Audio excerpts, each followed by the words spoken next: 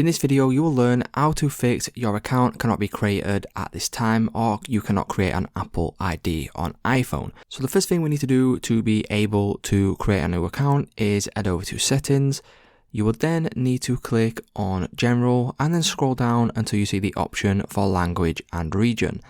Once you do this, what you now need to do is you want to make sure that you have selected the correct region when setting up your iPhone. So as you can see right here, there is a big list of different countries and regions. Select the one which you are in. And then what you will then be able to do is you will then be able to head on back.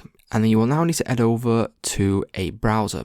So once we head over to a browser, you want to search for Create Apple ID. So this needs to be done on a separate device. So you can do this on a browser or on a desktop. This cannot be done through the setup process on iPhone. So what we need to do is select the iCloud option right here.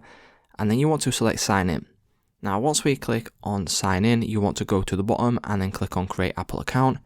And then this will then take you through the account setup process. And then once you have done this, what that will then be able to do is it will allow you to sign in on your iPhone on this specific newly created Apple ID. So it's just that simple, guys. If this video did help you out, please leave a like on today's video and I will see you in the next one.